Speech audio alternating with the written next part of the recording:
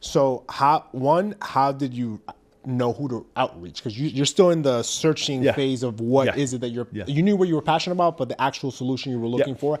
How did you go from a broad-based sort of like idea to sort of narrowing it down? Because it seems like you didn't even know what you were looking for in the beginning, right? So who did you know who to reach out to, and sort of like, who did you know who you would reach out to? So the way you start is because you do it from your own point of view, right? So first of all, okay, this doctor is wrong. Let's speak to another doctor. So you start talking to different doctors. Then you're like, maybe all the doctors are not the ones that I'm looking for. So you go back to your network of sports teams. So I started speaking to professional teams, to universities. I'm like, what do you do when you acquire a player? They're like, we do the body scans. We do the tests. I'm like, what do you do afterwards? Like, what do you mean afterwards? I'm like, well, what do you do going forward? They're like, we don't. I'm like, you don't track. This is 2017, 18.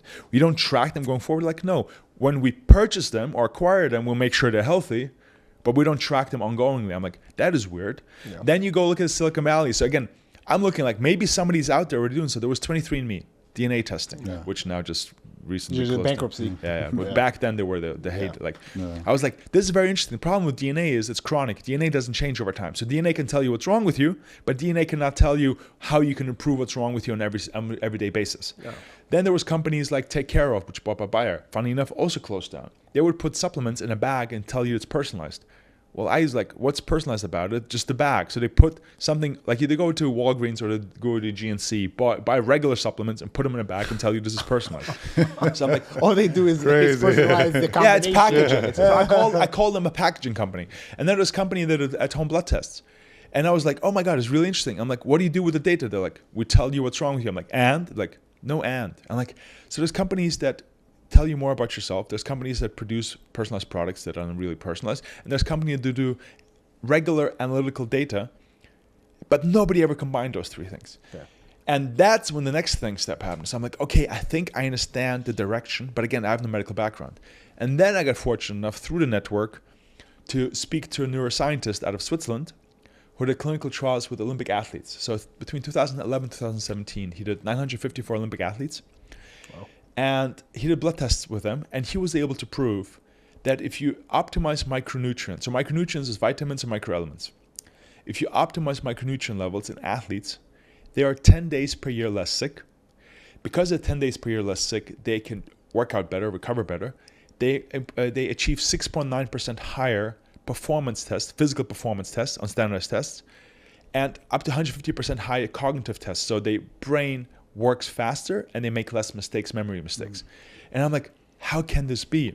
They're like, when the body's optimized, it doesn't have to focus on fighting deficiencies. It can actually focus on growing and becoming better. And I'm like, this is incredible, because 7% for an Olympic athletes are 25-year-old ripped guys and girls who are at the peak of their health. Yep. If you can improve them by 7%, I'm like, what can you do with regular people? He's like, 35, 50%. God.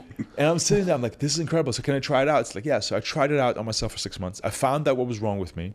Okay. I had a Gilbert defect on a DNA level. My liver function was not working properly. The reason for that is because my portion size was too big. I needed to eat more meals with a smaller portion size instead of large, big ones. I optimized my micronutrient levels. I got out of my symptoms. I'm like, this is incredible. So what do you do then? And I still have my day job. So I'm like, okay, let me do a pilot. So I recruited 40 people, which were close enough to me, but not buddies. So I recruited former employees or friends of friends. 40? 40. You were expecting that. You had them on ND. How the hell did you do this? 40. Funny enough, so 40 I did that. And this is a little bit what I tell people, founders are.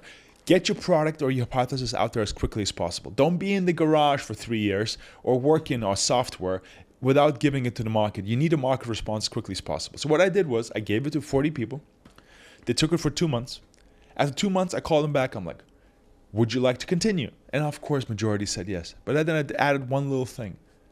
You have to pay.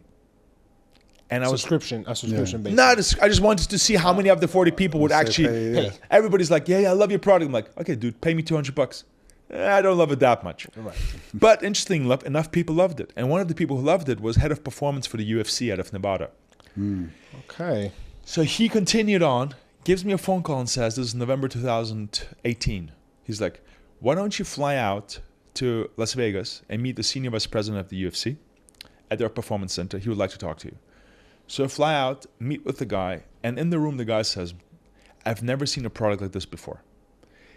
And you're just this guy, this non-medical guy, you know, who stumbled upon something, and you're like, what I just created, the UFC, who has access to anything and everyone, who is next to us, like 2 hours away from San Francisco by plane, right? So they have access to everything, has never seen a product like us before, like never seen something like this before.